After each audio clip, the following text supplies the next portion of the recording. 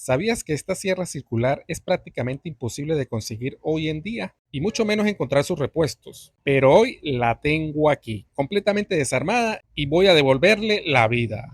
Esta sierra circular DeWalt, modelo DW352, es una leyenda, pero está completamente desarmada. ¿Será que podré hacer que ella funcione nuevamente? Quédate hasta el final porque te mostraré el resultado. Ferrotécnicos Camperos, las mejores marcas de herramientas de calidad. Hola tecnimaníacos, bienvenidos de nuevo a nuestro canal. Si te gusta el contenido sobre herramientas eléctricas, reparaciones y más, suscríbete, deja un like y comenta. Mira que esto es completamente gratuito. Además, me ayudas un montón. Dicho esto, vamos a restaurar esta bestia. Pieza por pieza te mostraré todos los detalles técnicos que la hacen tan especial. Te contaré su historia y algunos secretos que solo los expertos en herramienta conocen.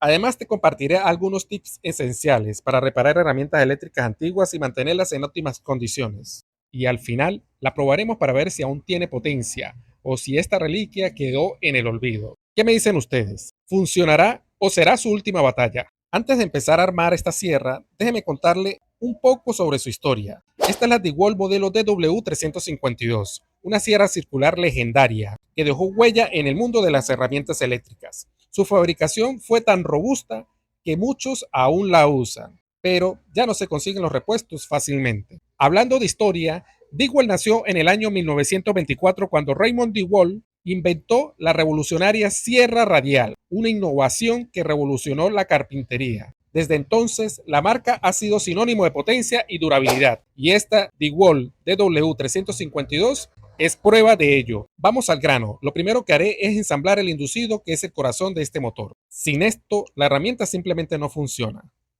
Aquí es donde hay que tener cuidado porque cualquier daño en el colector o en los carbones puede hacer que la sierra pierda potencia o incluso se queme. Aquí nos vamos a asegurar de que el ventilador contenga su succionador, porque esta pieza evita que el motor se recaliente y prolonga más la vida útil de la sierra. Ya luego de haber ensamblado los engranajes, que son los que transmiten la potencia del motor del disco, hay que lubricarlos correctamente, porque si hay fricción excesiva, la sierra pierde eficiencia y se desgasta más rápido los engranajes. Después de esto, colocamos la tapa protectora del disco, un componente fundamental para la seguridad del operador. Nunca trabajes sin esta tapa, porque el disco gira a una velocidad peligrosa y cualquier descuido puede causar accidentes graves. Les voy a contar una anécdota que yo vi en un video de seguridad industrial donde estaban usando esta sierra radial sin este protector. Resulta que se zafó un diente del disco y la persona se perforó el estómago.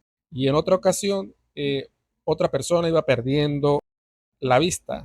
Sería un daño irreparable. Entonces hay que tener mucho cuidado y usar el protector del disco. Vamos a la estructura principal. Aseguramos la carcasa con los tornillos y revisamos que todo esté bien. Algo que siempre recomiendo al ensamblar las herramientas eléctricas es no apretar demasiado los tornillos, sino ajustarlos gradualmente para evitar tensiones innecesarias en la carcasa. Con esto ya la sierra está armada, pero aún falta la prueba final.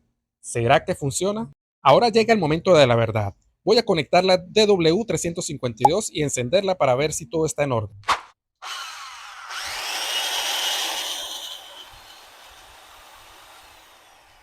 Suena bastante bien, pero para asegurarme de que funcione al 100%, le voy a pasar una piedra especial al colector para ayudar a limpiar los residuos del carbón y mejorar el contacto eléctrico. Con esto, la DW352 ha vuelto a la vida, una herramienta que muchos darían por perdida, pero con la restauración adecuada sigue siendo una máquina potente y funcional. Aquí es donde quiero preguntarte, ¿crees que vale la pena restaurar herramientas antiguas o prefieres comprar nuevas? Déjamelo en los comentarios. Si te gustó este video y quieres ver más restauraciones de herramientas clásicas, dale like y suscríbete. También estaré compartiendo más tips y tutoriales sobre las herramientas eléctricas, así que activa la campanita para no perderte más nada. Nos vemos en el próximo video, tecnimaníacos. Esto es Técnicos Camperos.